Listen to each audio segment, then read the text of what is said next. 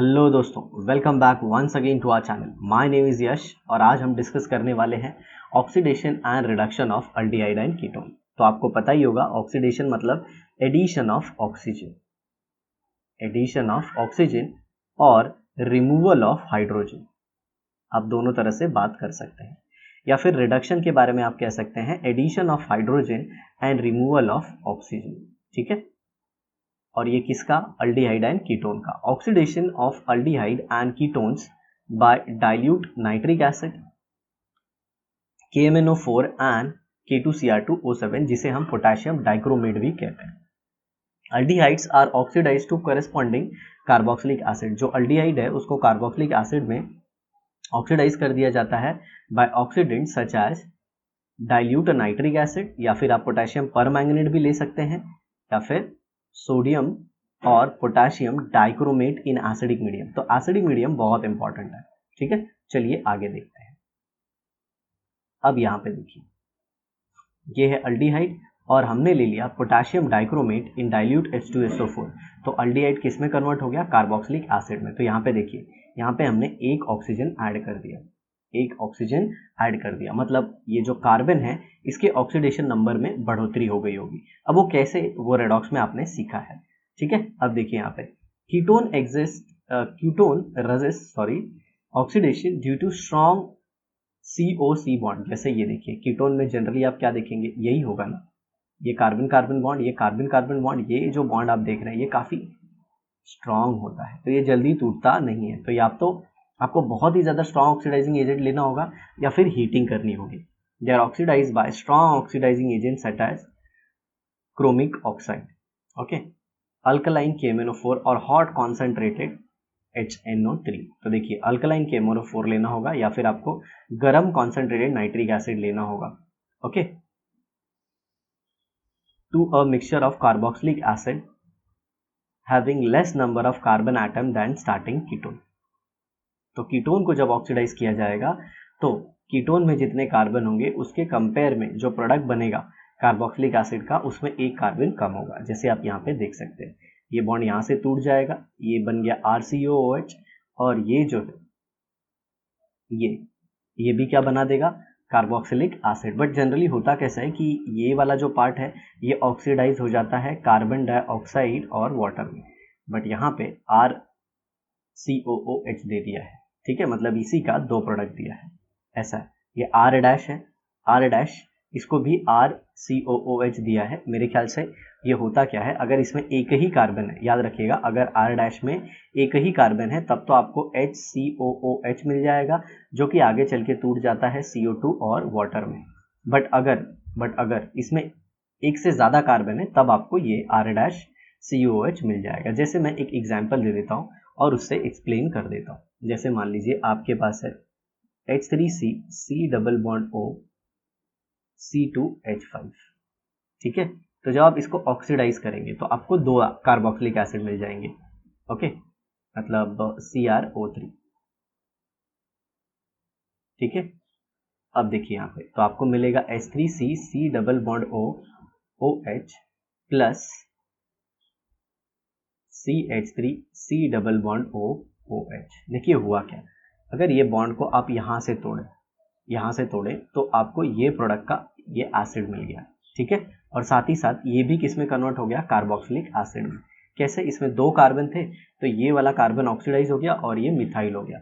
और साथ ही साथ ऐसा भी हो सकता है, अगर ये बॉन्ड टूटे तो आपको मिल जाएगा HC double bond O OH, और ये आपको क्या दे सकता है?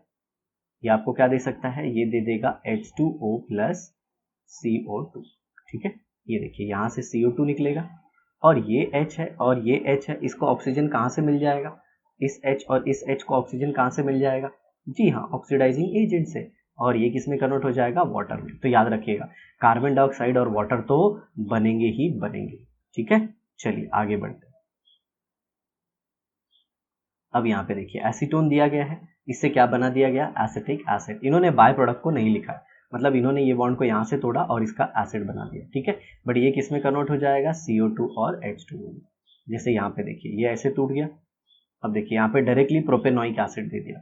ओके, तो प्रोपेनोइक एसिड भी बनने का चांस है, नो डाउट प्रोपेनोइक एसिड भी बनने का चांस है, शायद मैंने यहाँ पे नहीं लिखा है। जी देखिए, इसमें एक और पॉसिबिलिटी थी H3C C double bond O C2H5। जब ये बॉन्ड टूटेगा तब आपको HC डबल बॉन्ड OOH तो इससे मिलेगा, लेकिन ये वाले प्रोडक्ट से आपको क्या मिल जाएगा, कार्बोक्सिलिक एसिड, जो कि कुछ इस तरह से होगा C2H5 C double bond OOH, तो ये भी होगा। ओके, तो दोनों में से कोई भी बॉन्ड टूट सकता है, ये भी टूट सकता है, ये भी टूट सकता है, सबकी पॉसिबिलिटी मैंने आपको बता दी। ठीक है, बट अगर आप स्टेट बोर्ड में हैं और प्रिपेयर कर रहे हैं अपने स्टेट बोर्ड की एग्जाम के लिए, तब तो आपको यही प्रोडक्ट लिखना है, बिल्कुल टेंशन वाली बात नहीं है। आप क्या कीजिए, आपको जो कीटोन दिया है ये वाला पार्ट तोड़ दीजिए, ये वाला पार्ट तोड़ दीजिए, ये वाला पार्ट तोड़ने के बाद एक बार आप ये वाले पार्ट से एसिड बनाइए और फिर ये वाले पार्ट से एसिड बनाइए। ठीक है, चलिए अब हम आ जाते हैं रिडक्शन वाले पार्ट पे। ये तो खैर था ऑक्सीडेशन। तो रिडक्शन में सबसे पहले आता है क्लेमेंसन रिडक्शन और फिर दूसरा आता है उल्फ-किर्चनर रिडक्शन। और मैं आपको बता दूं, जो लोग एंट्रेंस के लिए प्रिपेयर कर रहे हैं उनके लिए तो ये रिडक्शन बहुत ही ज़्यादा इंपॉर्टेंट है, क्योंकि ये बार बार पूछा जाता है। ठीक है, the carbonyl group of aldehyde and ketone is reduce to methylene group. Methylene group मतलब ये C डबल बॉन्ड O जो है ये कन्वर्ट हो जाता है CH2 में, ऐसे। ठीक है, on treatment with zinc अमालगम and concentrated hydrochloric acid, Clemmensen reduction. ठीक है, इसमें जिंक अमालगम यूज करते हैं, अमालगम मतलब मर्क्यूरी का प्रोडक्ट। ओके, ZnHg ऐसे। और मैं आपको बताना चाहूँगा, ये तो खैर स्टेट बोर्ड का है तो मैं आपको इन शॉर्ट ऐसे बता दूंगा, बट जिन लोगों को ऐसे बहुत डिटेल में इसका मैकेनिज्म चाहिए, हर एक चीज़ कैसे होती है, जिंक क्यों लिया है, अमालगम लेने का पर्पज़ क्या है, हाइड्रोक्लोरिक एसिड क्यों यूज हुआ है, ये सब कुछ and not only for Clemmensen reduction but also for Wolff-Kishner reduction। और Wolff-Kishner reduction का भी हम बताएंगे कि Wolff-Kishner reduction जो होता है वो पोटेशियम हाइड्रोक्साइड या फिर सोडियम हाइड्रोक्साइड के प्रेजेंस में होता है। मतलब क्या, जो Clemmensen reduction होता है ये एसिडिक मीडियम में होता है और जो Wolff-Kishner reduction होता है ये बेसिक मीडियम में होता है, दोनों में डिफरेंस है, समझा। और हम लोग Wolff-Kishner में हाई बॉइलिंग सॉल्वेंट भी लेते हैं, कौन सा, इथिलीन ग्लाइकॉल। सर बॉइलिंग क्यों जरूरी है, बॉइलिंग इसलिए जरूरी है क्योंकि उसमें बहुत सारा बॉन्ड ब्रेकिंग स्टेप भी आता है, सिग्मा बॉन्ड बहुत सारे टूटते हैं, तो बॉइलिंग भी लेना पड़ता है। आया समझ में? यस, तो मैं आपको स्टेट बोर्ड का बता रहा हूँ, बाकी इसकी जो डिटेल में जो लिंक है ना, मतलब डिटेल वीडियो की, वो मैं नीचे डिस्क्रिप्शन बॉक्स में दे दूंगा, तो आपको वीडियो मिल जाएगी उसकी। आगे देखिए, in both reaction oxygen is replace by hydrogen atom. देखिए ये ऑक्सीजन हटेगा, यहाँ पे हाइड्रोजन आ जाएगा, एज सिंपल एज दैट। ठीक है, बाकी जिंक अमालगम क्यों लिया है, कॉन्सेंट्रेटेड HCl क्यों लिया है, हीटिंग की जरूरत क्यों पड़ी है, साथियों ये सब कुछ आपको पता चल जाएगा जब मैं लिंक को ऐड कर दूंगा इसकी डिटेल वीडियो को, और आप उसे खोल के देखना जरूर, तभी आपको पता चलेगा। नहीं तो आप स्टेट बोर्ड में पढ़ रहे हो तो आपको तो फिर इतने से ही सफिशिएंट है, इससे ज़्यादा सोचने की ज़रूरत नहीं है। ये देखिए सिंपल क्या करना है, इस ऑक्सीजन को हटाइए, हाइड्रोजन लगाइए। ठीक है, और ये ऑक्सीजन क्या करेगा, 2 हाइड्रोजन यहाँ से ले लेगा और वाटर बना देगा। सिंपल, इस ऑक्सीजन को हटाइए, हाइड्रोजन लगाइए, देखिए एक H पहले से था, 2 आपने दिया और ये वाटर, सिंपल। बट एक बहुत इंपॉर्टेंट चीज़ मैं यहाँ पे बताना चाहूँगा आपको कि क्लेमेंसन रिडक्शन तब नहीं किया जाना चाहिए जब हमारे सबस्ट्रेट में, सबस्ट्रेट मतलब जिसको आप ये रिएक्ट करा रहे हो, चलो दिखाता हूँ, ये सबस्ट्रेट होता है, ये सबस्ट्रेट है। ठीक है, ये H नहीं, ये जो अल्डिहाइड या फिर कार्बोनिल कंपाउंड है ना, ये आप ऐसे कह सकते हो, हमारे carbonyl compound. Okay, acid sensitive group नहीं होने चाहिए, एसिड सेंसिटिव ग्रुप नहीं होने चाहिए, क्योंकि अगर उसके अंदर एसिड सेंसिटिव ग्रुप होगा तो आपका डिजायर्ड रिएक्शन नहीं हो पाएगा, जैसा आप चाहते हो वैसा नहीं हो पाएगा, आपको कुछ भलता ही प्रोडक्ट मिल जाएगा। तो वो कौन सा एसिड सेंसिटिव ग्रुप है, तो वो है OH, वो है NH2, वो है अल्कीन,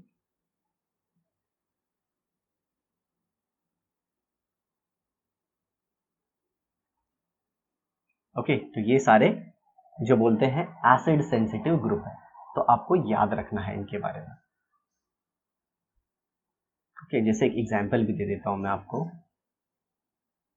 अगर यहाँ पे डबल बॉन्ड O है और यहाँ पे OH है और आपने इसका क्लेमेंसन रिडक्शन करा दिया, तो आपको फाइनल प्रोडक्ट कुछ ऐसा मिल जाएगा। मतलब ये जो आपका पर्टिकुलर ग्रुप है ये चला जाएगा, आया समझ में? ऐसा है, तो इनके लिए, ये एसिड सेंसिटिव के लिए आप क्लेमेंसन रिडक्शन नहीं यूज कर सकते, इसके बदले आप यूज करेंगे वुल्फ-किर्चनर रिडक्शन। ओके, आप बिल्कुल भी टेंशन मत लीजिए, इसके अलावा जो भी और ग्रुप है वो हमारी डिटेल वाली वीडियो में आपको मिल जाएगा। ठीक है, चलिए अब बढ़ते हैं अपने नेक्स्ट वाले सेक्शन पे, दैट इज उल्फ-किश्नर रिडक्शन। ठीक है, चलिए देखिए, तो उल्फ-किश्नर रिडक्शन में क्या हम लेते हैं, हाइड्राजाइन। ओके, क्या लेते हैं, हाइड्राजाइन, और इसी के साथ अपने पास दूसरा रिएजेंट भी होता है जिसे आप कहते हैं बेस KOH, और ये होता है इथिलीन ग्लाइकॉल। क्या यूज होता है, बेस KOH और फिर इथिलीन ग्लाइकॉल। ठीक है, इथिलीन ग्लाइकॉल सॉल्वेंट की तरह काम करता है। आया समझ में? तो अब जरा देखिए, ये कार्बोनिल का रिएक्शन तो आपने हाइड्रोजन से पढ़ा ही था, दैट इज नाइट्रोजन डेरिवेटिव, तो आपको क्या मिल गया, हाइड्रोजन, और फिर हाइड्रोजन का रिएक्शन हम लोग किससे करते हैं, बेसिक मीडियम में, दैट इज KOH, और फिर फाइनली हमें क्या मिल जाता है, ये पर्टिकुलर ऑक्सीजन जो है, मतलब ये पूरा जो सेक्शन है ये रिप्लेस हो जाता है हाइड्रोजन से, और नाइट्रोजन गैस लिबरेट हो जाती है। ठीक है, अब यहाँ पे देखिए, C2H5CHO, H2N, H2N minus H2O, तो ये क्या बना देगा, ये बना देगा हाइड्राजोन। ओके, और फिर इसका ट्रीटमेंट आप किससे कर दोगे, KOH और इथिलीन ग्लाइकॉल से। याद रखिएगा, यहाँ पे हर एक चीज़ का कुछ न कुछ मकसद है, जैसे हाइड्रोजाइन क्यों लिया गया है, बेसिक मीडियम क्यों है, इथिलीन ग्लाइकॉल क्यों है, ये सब कुछ है। इसकी पूरी की डिटेलिंग जो है वो हम आपको लिंक में दे रहे हैं, जिस वीडियो को देख के आपको ये सब कुछ समझ में आएगा। तो जो लोग स्टेट बोर्ड के लिए प्रिपेयर कर रहे हैं, सिंपल आप ऑक्सीजन को निकालिए और हाइड्रोजन को लगा दीजिए बस, और यहाँ पे बाय प्रोडक्ट क्या निकलेगा, नाइट्रोजन गैस। याद रखिएगा, ये देखिए, इस ऑक्सीजन को निकालिए, हाइड्रोजन को पहले स्टेप में आप NNH2 लगा दीजिए, पता है ना, यहाँ से हाइड्रोजन निकलेगा और यहाँ से ऑक्सीजन निकलेगा, यहाँ से हाइड्रोजन निकलेगा और यहाँ से, सॉरी, यहाँ से ऑक्सीजन निकलेगा, यहाँ से हाइड्रोजन निकलेगा, तो आपको ये मिल गया हाइड्रोजन। और फिर इस पूरे पार्ट को ही निकाल दीजिए और क्या दिखाइए, नाइट्रोजन, और ये जो दो हाइड्रोजन था इसी को इसमें ऐड कर दीजिए। ये सिंपल, मैं बोल रहा हूँ चूरन दे रहा हूँ आपको, एक्चुअल क्या है ये, चूरन। This is not the exact reason, समझ में आ रहा है, रिएक्शन का मैकेनिज्म पढ़ने के बाद आपको असली वजह पता चलेगी। ठीक है, चलिए यहाँ पे देखिए, Wolff Kishner reduction is used to synthesise straight chain alkyl substituted benzene which is not possible by Friedel Crafts alkylation reaction. मतलब जो उल्फ-किश्नर रिएक्शन है ये यूज होता है straight chain alkyl substituted benzene. Okay, मतलब ऐसा कुछ,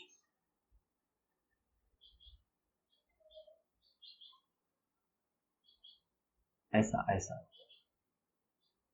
ओके, तो होता क्या है, इसमें कोई कार्बोनिल ग्रुप अगर आ जाता है तो उसे हम इजीली उल्फ-किश्नर की मदद से रिड्यूस करा देते हैं, तो ये कैसा हो जाता है, स्ट्रेट चेन हो जाता है।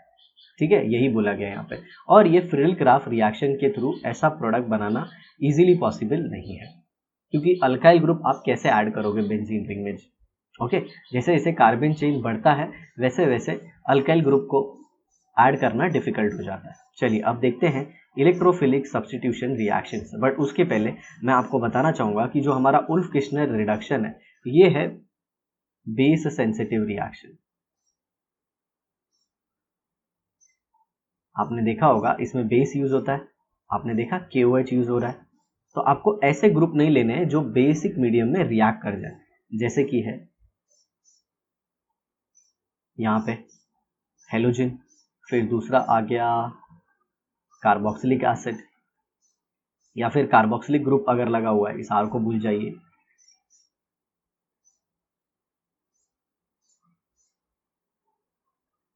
या फिर थायोल है, SH है, या फिर आपका जो सबस्ट्रेट है उसके अंदर NH3 प्लस है, ये सारे हैं, तो आप उल्फ-किश्नर रिडक्शन को अवॉइड कीजिएगा। इसमें एक और ग्रुप आता है जिसको हम लोग ऐसे भी रिप्रेजेंट कर सकते हैं, OR, ओके, अल्कोक्सी। तो अगर ये सारे ग्रुप हैं आपके सबस्ट्रेट में और आपने अगर उल्फ-किश्नर करा दिया तो आपको दूसरा प्रोडक्ट मिल जाएगा। जैसे एग्जाम्पल लेते हैं, यहाँ देखिए, ये मान लीजिए डबल बॉन्ड O है और यहाँ पे आपने लिया है Cl, ठीक है, और आपने अगर इसका रिडक्शन करा, कौन से, उल्फ-किश्नर रिडक्शन, तो आपको दो चीज़ मिल जाएगी, एक यहाँ पे डबल बॉन्ड मिल जाएगा, ये डबल बॉन्ड तो खैर हट जाएगा, लेकिन एक पाई बॉन्ड यहाँ पे या फिर एक पाई बॉन्ड ऐसे मिल सकता है। आया समझ में, क्यों ऐसा क्यों हुआ, क्योंकि बेस होगा OH माइनस, वो यहाँ से ये जो H है इसको एब्स्ट्रैक्ट कर लेगा और ये इलेक्ट्रॉन जो नेगेटिव चार्ज है वो इस पे अटैक मारेगा और यहाँ से Cl माइनस बाहर आ जाएगा, तो ये रिएक्शन भी हो जाएगी। आया समझ में? तो आपको दो प्रोडक्ट मिल सकते हैं और एक्चुअल में देखोगे तो ये जो दोनों प्रोडक्ट हैं ये आइडेंटिकल है। आ रहा है समझ में? क्यों आइडेंटिकल? यहाँ पे डबल बॉन्ड बनाओ या फिर यहाँ पे बनाओ, दोनों एक जैसे। तो याद रहना चाहिए ये कि बेस सेंसिटिव रिएक्शन है वुल्फ-किर्चनर। आ समझ में? चलो देखते हैं नेक्स्ट। इलेक्ट्रोफिलिक सब्स्टिट्यूशन रिएक्शन मतलब क्या आएगा? इलेक्ट्रोफाइल आएगा। क्या आएगा? इलेक्ट्रोफाइल। और वो सब्स्टिट्यूट करेगा किसको? हाइड्रोजन को। तो देखते हैं। Aromatic aldehyde and ketone undergo electrophilic substitution reaction such as nitration, sulphonation, halogenation. ये तो अपन हेलोजन डेरिवेटिव से ही देखते आ रहे हैं। The aldehydic and ketonic group are electron withdrawing by inductive as well as resonance effect. मतलब ये जो C डबल बॉन्ड O है ये क्या करता है? ये सामने वाले का जो इलेक्ट्रॉन है इसको खींचता है। ओके, और कैसे खींचता है? माइनस आई से, और एक दूसरा रेजोनेंस भी है। अगर ये ऐसे अटैच हो गया C डबल बॉन्ड OH तो ये इधर खींचेगा और ये ऐसे, तो ये है माइनस R और ये ऊपर था माइनस R। ठीक है।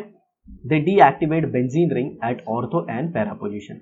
मतलब अगर इसमें आप देखो तो CHO ग्रुप जो है ना ये ऑर्थो पे इस पोजीशन पे और इस पोजीशन पे पॉजिटिव चार्ज ला देते हैं। हालांकि CHO ग्रुप तो पूरे बेंजीन रिंग को डीएक्टिवेट करते हैं लेकिन ऑर्थो और पैरा को ज्यादा करते हैं। आ समझ में? ऐसा। तो कुछ लोगों का ऐसा मानना है कि जो बेंजल्डिहाइड है, मतलब सॉरी बेंजल्डिहाइड है या फिर ये जो अल्डिहाइडिक ग्रुप लगा है बेंजीन रिंग पे, ओके, वो सिर्फ ऑर्थो और पैरा को डीएक्टिवेट करता है, लेकिन ऐसा नहीं है। वो पूरी रिंग को डीएक्टिवेट करता है लेकिन ऑर्थो और पैरा को ज्यादा करता है, ऐसा है। The result in the formation of Meta product. तो ऐसे केस में क्या होता है? मेटा प्रोडक्ट बनता है। ठीक है, ये देखिए कॉन्सेंट्रेटेड HNO3 है तो इसमें जो इलेक्ट्रोफाइल बनता है वो क्या बनता है? NO2+।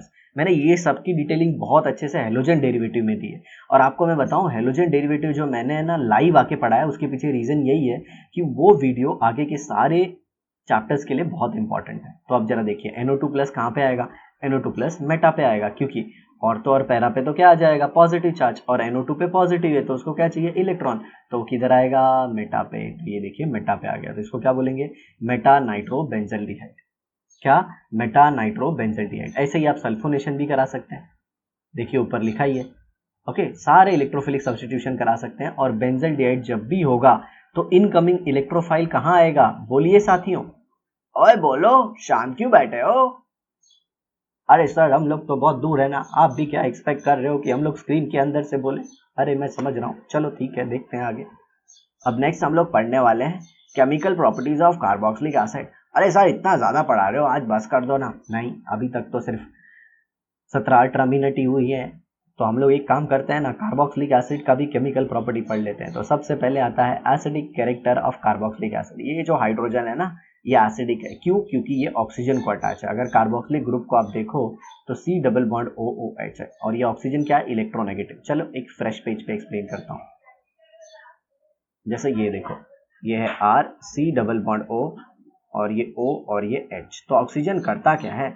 ऑक्सीजन इस इलेक्ट्रॉन को स्ट्रांगली अपनी तरफ खींचता है जिसकी वजह से उस पर डेल्टा नेगेटिव आता है, और कभी कभी ऐसा होगा ये H को भी निकाल देगा, तो ऐसे इक्विलिब्रियम वाली सिचुएशन आ जाएगी RC double bond O minus.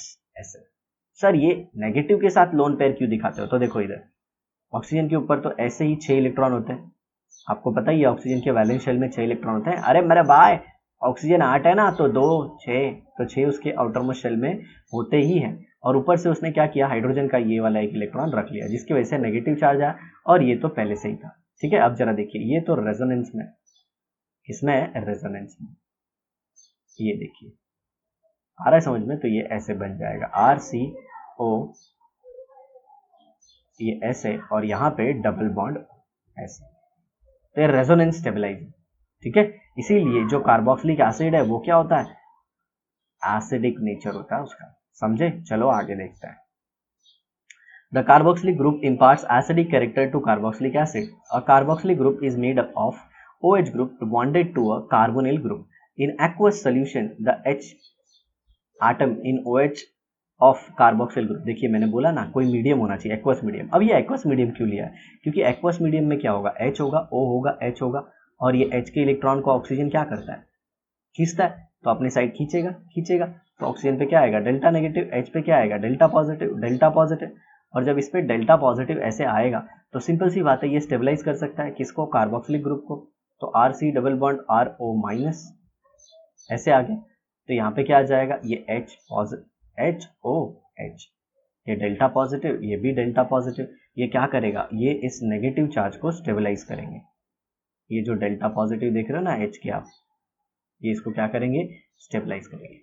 आ गया समझ में, ऐसे होता है।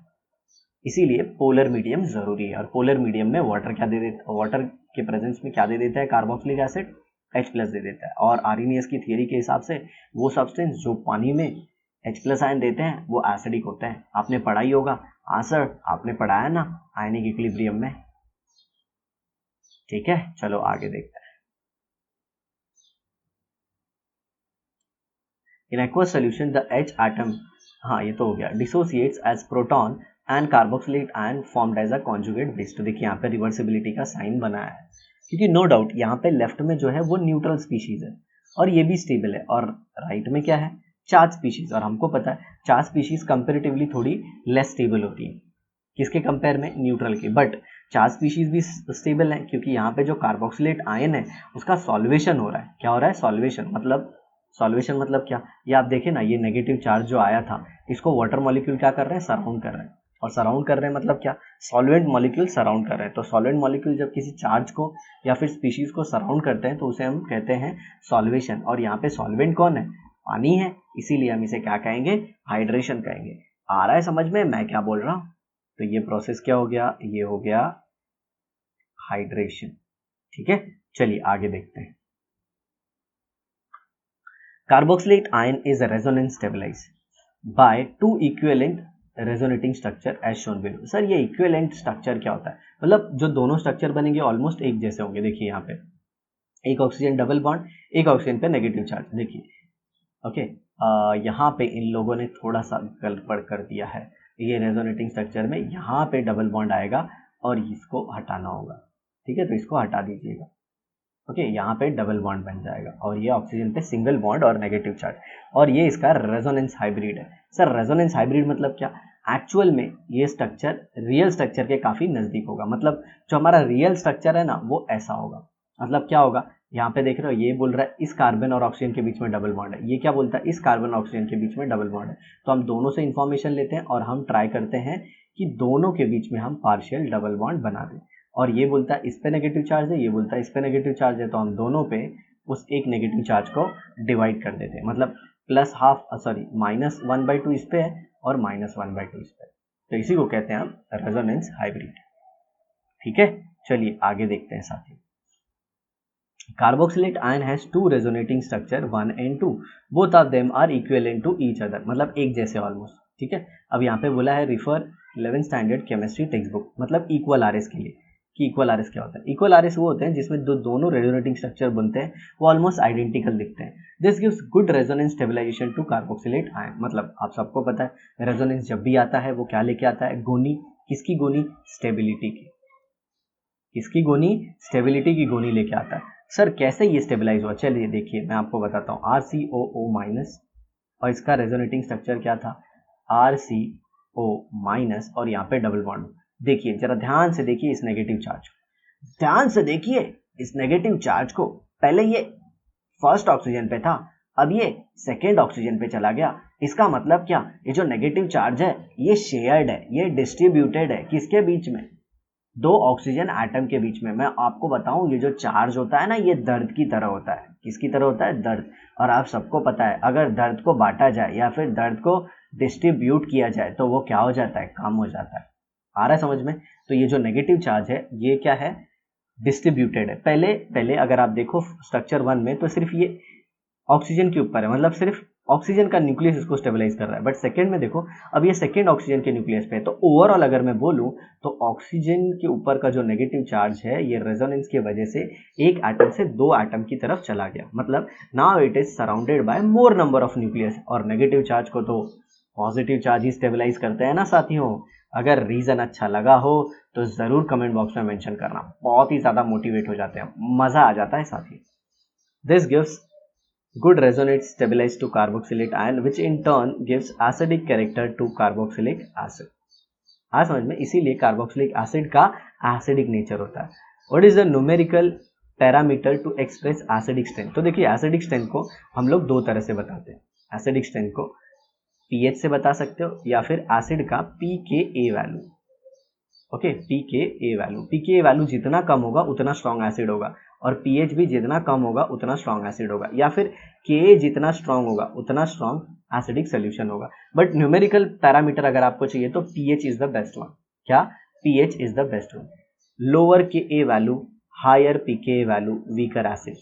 Okay, higher Ka value, lower pKa value, stronger acid. यहाँ पे P जो है ना, ये होता है माइनस लॉग ऑफ Ka, और ये क्यों माइनस लॉग ऑफ Ka और ये सब लेते हैं ना, ये सब कुछ मैंने बता दिया है किसमें, आयनिक इक्विलिब्रियम में। तो पहले आप उसे पढ़ लीजिए तो आपको ये बहुत अच्छे से समझ में आएगा। चलिए, influence of electronic effect on acidity of carboxylic acid. Sir ये इलेक्ट्रॉनिक इफेक्ट क्या है? अरे ये इलेक्ट्रॉनिक इफेक्ट नहीं, ये तो जान है ऑर्गेनिक केमिस्ट्री की।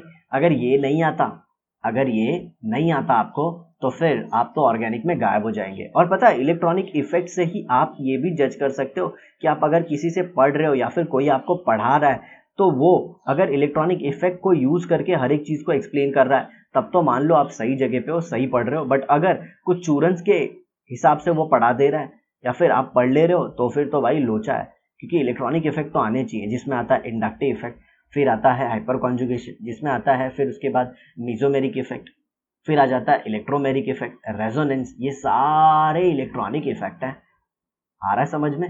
ऐसा है। तो ये 11th में पढ़ाया जाता है। All the carboxylic acid do not have same pKa value. The structure R in RCOH has an influence on acidic strength of carboxylic acid। मतलब ये जो R है ना, ये अफेक्ट करता है एसिडिक स्ट्रेंथ को।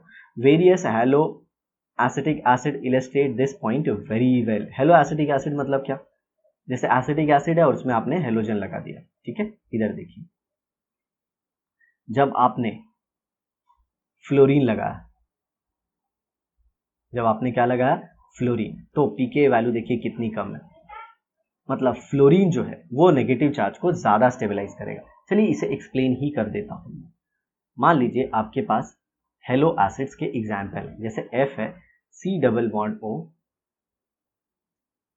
ये CH2 और ये C double bond O, O minus है, राइट। अब जरा देखिए ध्यान से, अब ये नेगेटिव चार्ज जो है ये सब में, यहाँ पे Cl लग जाएगा और ये CH2 C double bond O minus.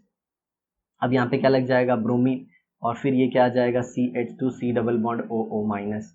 अब यहाँ पे क्या आ जाएगा? Iodine, CH2 C double bond O, O minus.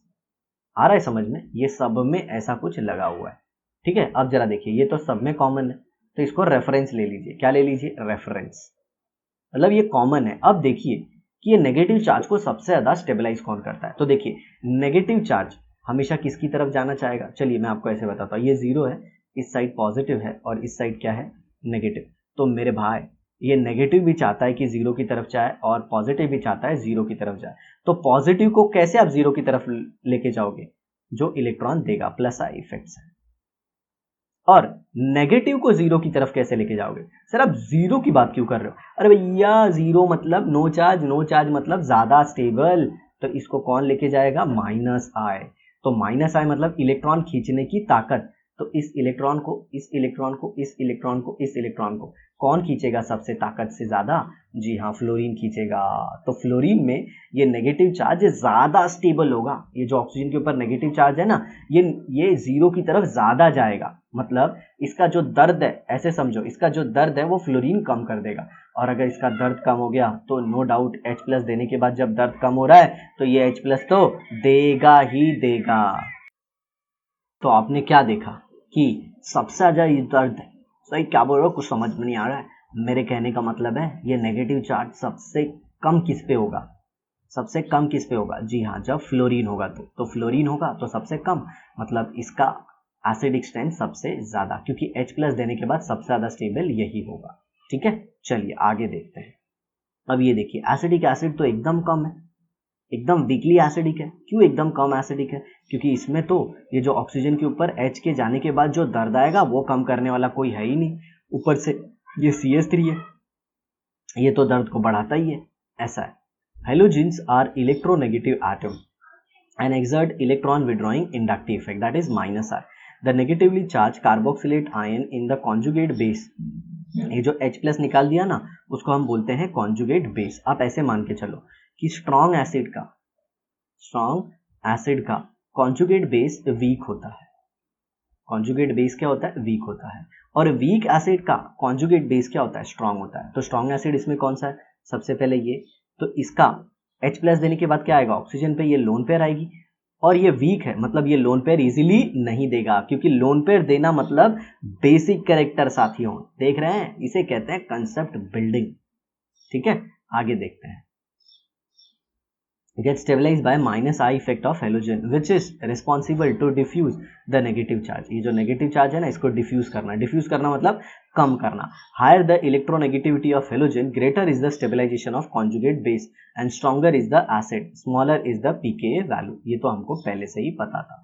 अब देखिए यहाँ पे अल्कोहल है, फिनॉल है, कार्बोक्सिलिक एसिड है, can undergo ionization of OH bond to give away proton H plus ion, yet they have different pKa value which are 16, 10 and 4.5। मतलब इससे क्या समझ में आता है कि इसमें सबसे ज्यादा एसिडिक कार्बोक्सिलिक एसिड है, फिर फिनॉल है और फिर अल्कोहल है। क्यों? जरा देखिए, उसके पीछे रीजन जो है वो मैं आपको बताता हूँ, जरा ध्यान से। जब आपने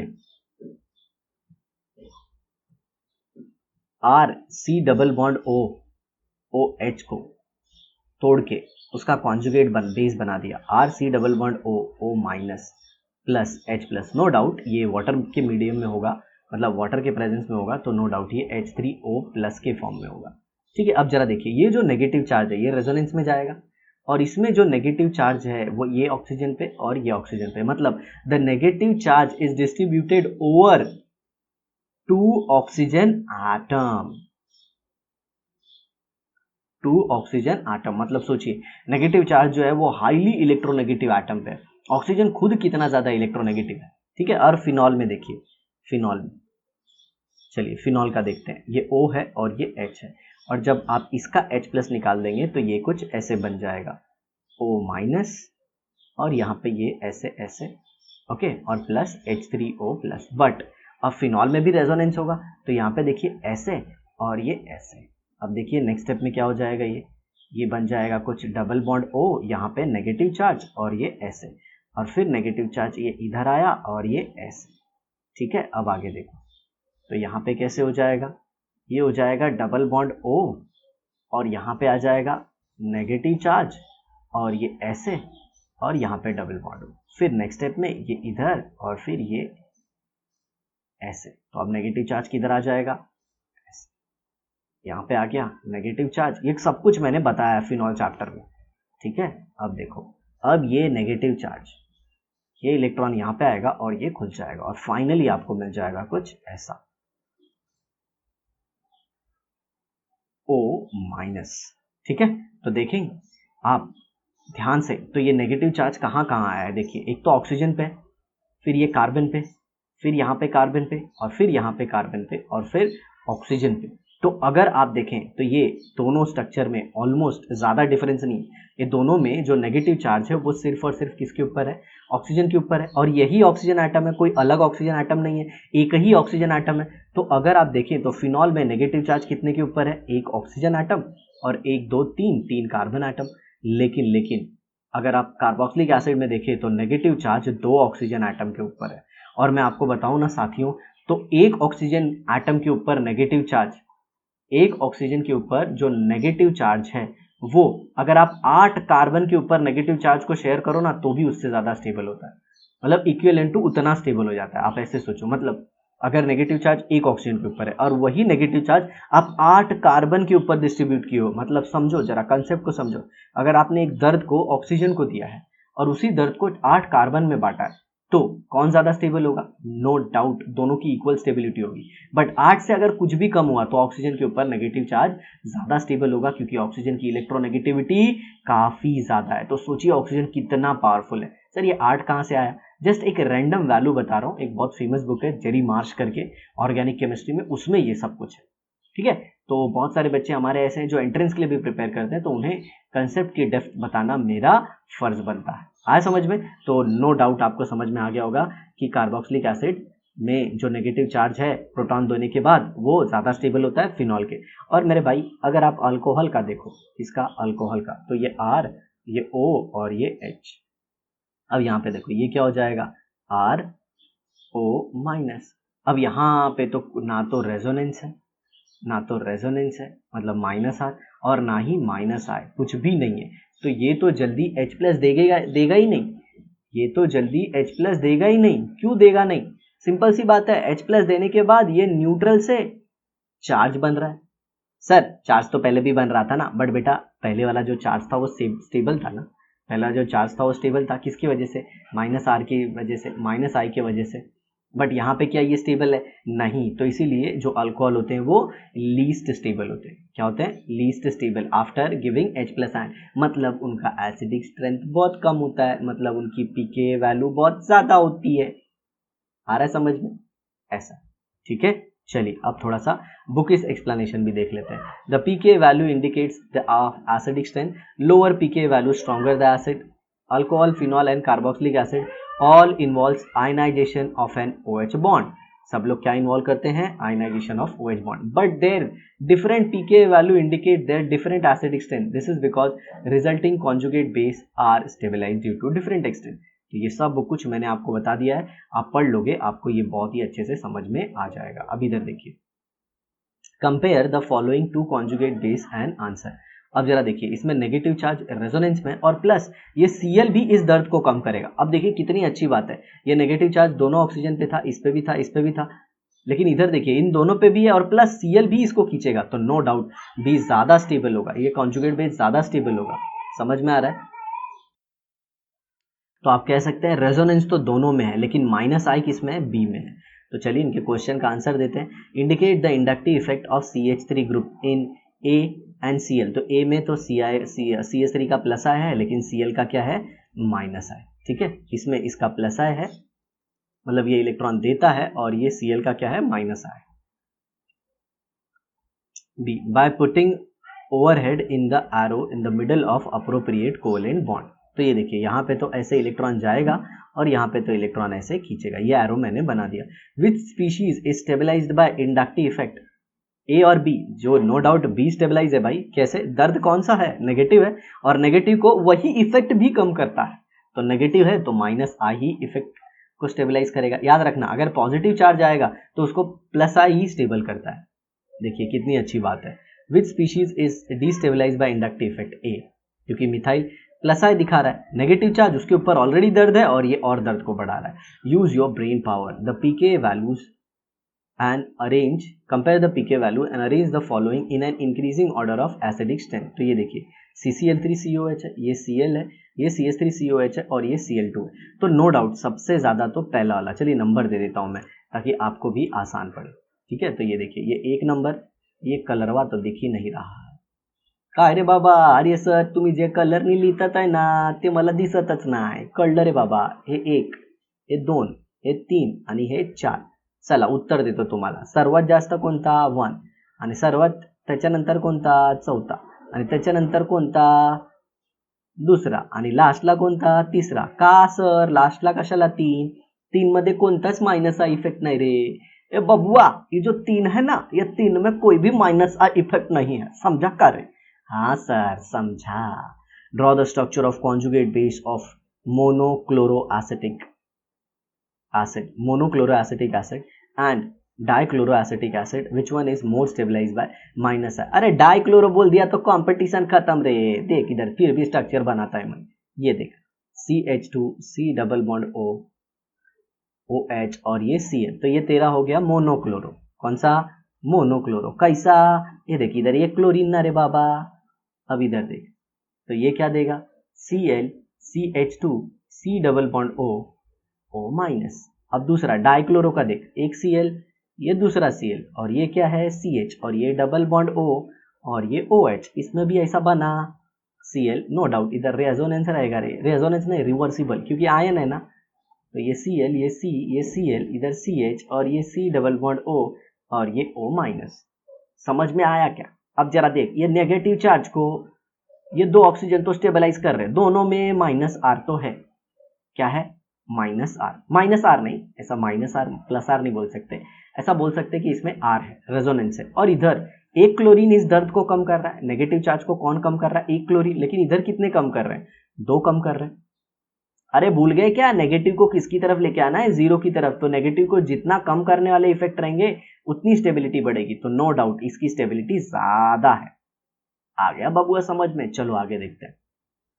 acidity of aromatic carboxylic acid, किसका देखना है, एरोमेटिक का। Benzoic acid is the simplest aromatic acid from the pK value of benzoic acid, जिसका 4.2 है। We understand that it is stronger than acetic acid.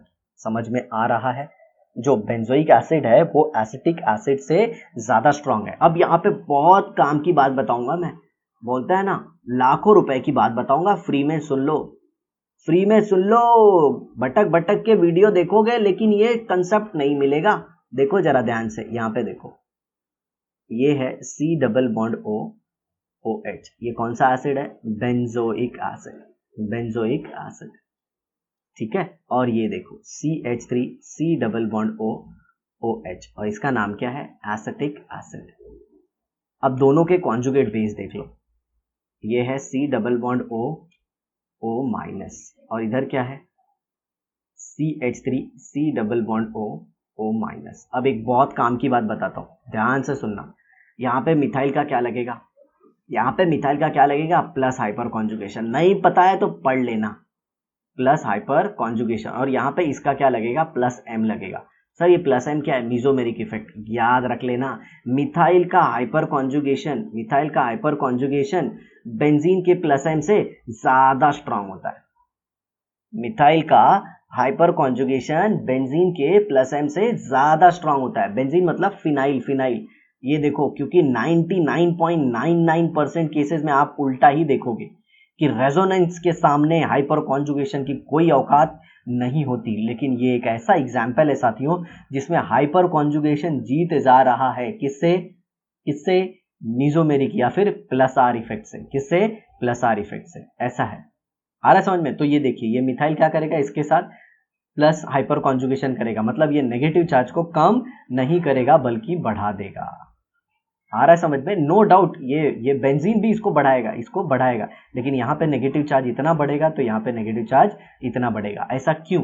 क्यों? क्योंकि मिथाइल का हाइपर कॉन्जुगेशन ज्यादा है। किससे, फिनाइल के प्लस M से। आ गया समझ में? बहुत ही इंपॉर्टेंट एग्जाम्पल था ये, ठीक है। अब जरा देखो बेंजोइक एसिड में होता क्या है, इधर देखो, ये C double bond O minus है। अब जरा देखो, ये तो रेफरेंस हो गया। अब इधर देखो ये करता क्या है, ये फिनाइल करता क्या है, ये इधर इलेक्ट्रॉन देता है, ये रेजोनेंस में पार्ट ले लेता है ना। ये देखो, ये यहाँ पे ऐसे करता और ये ऐसे खोलता है। तो देखो कहाँ ये इस ऑक्सीजन के दर्द को कम करता, कहाँ ये जो रिंग है फिनाइल रिंग इस ऑक्सीजन के दर्द को कम करता। ये तो अपना ही रेजोनेंस स्टार्ट कर दिया इस ऑक्सीजन के साथ, मतलब इसमें ऑलरेडी इलेक्ट्रॉन डेंसिटी ज्यादा थी, इलेक्ट्रॉन डेंसिटी ज्यादा थी, इसको कम करना था, लेकिन ये वाला ग्रुप और बढ़ा दे रहा है, और बढ़ा दे रहा है। नो डाउट फिर इसमें वो पूरा दुकान लग जाएगा जो आप पूरा पढ़ते हो। समझ में आया? ऐसा है, ठीक है। और एक बहुत ही काम की बात मैं आपको बताता हूँ, वापस लाख रुपए की बात। H C double bond O OH is stronger acid than, is stronger acid than C double bond O OH। और ये कौन सा है, ये है बेंजोइक एसिड। और ये कौन सा है, ये है फॉर्मिक एसिड। ये क्या है, फॉर्मिक एसिड। यहाँ पे H का तो कोई इफेक्ट ही नहीं है, H तो रेफरेंस है, H तो क्या है, रेफरेंस। ये H को निकालो, यहाँ पे नेगेटिव चार्ज लाओ, इस H को निकालो, यहाँ पे नेगेटिव चार्ज लाओ। ये दर्द को बढ़ा रहा है लेकिन ये तो कुछ नहीं कर रहा है ना। समझ में आ रहा है? इसीलिए formic acid is the only aliphatic acid, formic acid is the only aliphatic acid which is stronger acid than benzoic acid. ये बात मेरी कहीं लिख लेना, दीवालों पे टांग के लटका देना, खुद के गले में लटका के घूमना, लेकिन याद रखना। आया समझ में? Because it has been asked more than 15 to 20 times in NEET and JEE exam. पहले नीट तो नहीं, हालांकि AIPMT और ये सारी एग्जाम होती थी, बट ये बहुत ही इंपॉर्टेंट क्वेश्चन है। चलिए आगे देखते हैं। ओके, चलिए, बिल्कुल भी चिंता मत कीजिए। Ring exert electron withdrawing inductive effect, minus I effect. देखिए यहाँ पे क्या बोल दिया गया है कि ये बेंजीन रिंग जो है ये C double bond O H के सामने ऐसे माइनस आई इफेक्ट दिखाती है। तो मैं टेक्स्ट बुक का ये जो फंडा है ना, ये मैं आपको बता रहा हूँ कि ये गलत है। सर आप टेक्स्ट बुक को चैलेंज कर रहे हो? हाँ बच्चा, बता रहा हूँ मैं, क्योंकि सीओ के सामने फिनाइल जो है ना, फिनाइल ये प्लस आई दिखाता है। क्या दिखाता है? प्लस आई। आ रहा है समझ में? फिनाइल का माइनस आई नहीं चलता किसके सामने? सीओ के सामने, क्योंकि सीओ में ऑक्सीजन बहुत ही ज्यादा इलेक्ट्रोनेगेटिव है। समझ में आ रहा है? ऑक्सीजन बहुत ही ज्यादा इलेक्ट्रोनेगेटिव है, ये बॉन्ड ऑलमोस्ट टूटा हुआ होता है, ऐसा है। समझ में आ रहा है? और यहाँ पे फिनाइल का माइनस आई लगे, चलिए मान लीजिए टेक्स्ट बुक की भी अगर मैं बात मानता हूँ तो फिनाइल का माइनस आई लगेगा, ओके, और रेजोनेंस में प्लस आर लगेगा, और प्लस आर तो माइनस आई पे डोमिनेटिंग होता है। आ रहा है समझ में? which stabilizes the conjugate base and increases the acidic strength of aromatic acids। अरे भैया, जब फिनाइल माइनस आई दिखाता तो फिर सिंपल सी बात है, CH3COOH, तो ऐसे CH3COH से तो ऐसे ही स्ट्रॉन्गर एसिड हो जाता ना, सिंपल, ऐसे ही स्ट्रॉन्गर एसिड हो जाता, बराबर। और फिर HC double bond O, OH से भी स्ट्रॉन्गर एसिड हो जाता ना। सोचिए इसमें तो कोई माइनस आई इफेक्ट वाला नहीं है ना, लेकिन बेंजोइक एसिड में तो ये जो फिनाइल रिंग है ये तो माइनस आई दिखा रहा है ना, और जब फिनाइल रिंग माइनस आई दिखा रहा है तो बेंजोइक एसिड को फॉर्मिक एसिड से ज्यादा स्ट्रॉन्ग एसिड होना चाहिए था, लेकिन ऐसा क्यों नहीं? तो ये वाला कंसेप्ट जो है मैं इसे चैलेंज कर रहा हूं साथी, ठीक है। चलिए कोई बात नहीं। illustrate that more the number of electron withdrawing substituent higher is the acidic strength। ये तो सिंपल बात है, जितना खींचू ग्रुप होगा कार्बोक्सिलिक एसिड में, ये देखिए C double bond O,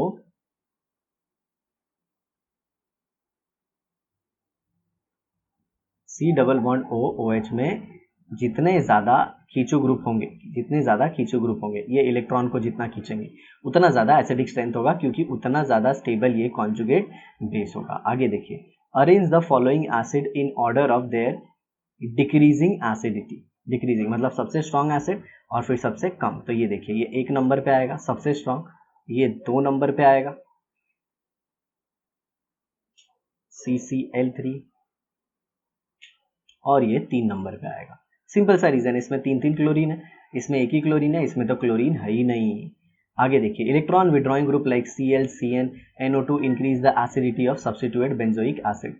electron donating group जो इलेक्ट्रॉन देते हैं वो एसिडिक स्ट्रेंथ को क्या कर देंगे? कम कर देंगे, ऐसा समझ में आ रहा है? तो ये क्या करेगा? ये पूरे इलेक्ट्रॉन को खुद की तरफ खींचेगा, ये पूरा ऑक्सीजन के ऊपर जो नेगेटिव चार्ज आएगा वो इधर से इधर, फिर ऐसा पूरा। समझ में आ रहा है? और ये बेंजोइक एसिड है, लेकिन ये क्या करेगा? ये हाइपर कॉन्जुगेशन से इलेक्ट्रॉन को भेजेगा। आ रहा है समझ में? और इसके ऊपर नेगेटिव चार्ज लाएगा। ये सब कुछ 11th में पढ़ाया गया है। तो सबसे ज्यादा एसिडिक कौन सा होगा? ये फर्स्ट होगा, ये सेकेंड होगा, और ये थर्ड होगा, ठीक है। एसिडिक स्ट्रेंथ पे बहुत ज्यादा क्वेश्चन आता है। Arrange the following carboxylic acid in the order of increasing acidity. Meta nitrobenzene है, फिर ट्राइक्लोरो एसिटिक एसिड है, यहाँ पे देखिए ये COOH है, और यहाँ पे क्या है? NO2 है। उसके बाद क्या है? ट्राइक्लोरो एसिडिक एसिड है, ये Cl, ये Cl, ये Cl, ओके, और ये C डबल बॉन्ड OOH। और उसके बाद क्या दिया गया है? अल्फा क्लोरो ब्यूटेरिक एसिड, 1 2 3 4, ये COOH, और यहाँ पे क्या है? Cl। तो नो डाउट ये तो कंपटीशन से बाहर है, क्योंकि इन दोनों में ही कंपटीशन है, क्योंकि इसमें तो 1 ही क्लोरीन है और इसमें तो NO2 लगा है। NO2 का क्या रहता है? तगड़ा -M रहता है। और आप सबने अब भी सीखा था कि जो एरोमेटिक कार्बोक्सिलिक एसिड है वो एलिफैटिक से ज्यादा स्ट्रांग होते हैं, तो ये एलिफैटिक है, ओके। इसकी वैल्यू देखिए कितनी है? 0.6। और यहाँ पे अगर आप देखें डेटा, अगर देख लें आप, arrange the following carboxylic acid in order of increasing acidity. तो ये देखिए यहाँ पे 3 है, तो इसका कितना हो गया? 0.6 देख रहे हैं कितना पीके वैल्यू इसका कम है, मतलब ये बहुत ज्यादा स्ट्रांग है। तो नो डाउट ये तो बहुत ज्यादा स्ट्रांग है। और उसके बाद क्या है? COH में NO2 लगा है। अब भी आपने देखा कि CH3COOH से ज़्यादा स्ट्रॉन्ग कौन सा था? Benzoic acid. बेंजोइक एसिड क्या था? स्ट्रॉन्ग था। तो इसमें जनरली हमें देखना पड़ेगा कि किसकी pKa वैल्यू कम है। इसकी pKa वैल्यू कम है, जिसकी pKa वैल्यू कम होगी वो ज़्यादा स्ट्रॉन्ग एसिड होगा। तो फिलहाल इस क्वेश्चन को तो मैं आप पे छोड़ता हूँ कि आपको मुझे बताना है मेटा नाइट्रोबेंजोइक एसिड और ट्राइक्लोरो एसिटिक एसिड में कौन ज़्यादा एसिडिक होगा? कौन ज़्यादा एसिडिक होगा? आपको हिंट ये है कि जो बेंजोइक एसिड है ये एसिटिक एसिड से ज़्यादा स्ट्रॉन्ग एसिड होता है। ये ज़्यादा स्ट्रॉन्ग एसिड होता है। इसी के बेसिस पे आपको मुझको इसका आंसर देना है। तो जो लोग वीडियो के इस पार्ट तक पहुंचेंगे उनसे मेरा एक्सपेक्टेशन है कि वो इसका आंसर दे।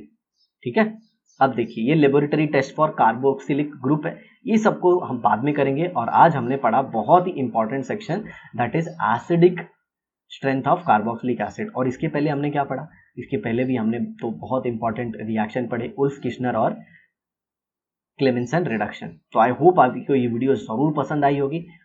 इसे शेयर कीजिए अपने दोस्तों के साथ, फैला दीजिए जितना हो सके उतना ज़्यादा, और अपने ज्ञान को इसी तरफ बढ़ाते हैं। ठीक है, तो मिलते हैं एक और नई वीडियो के साथ नेक्स्ट एपिसोड में। Thanks a lot for watching the video. Have a nice day, bye bye.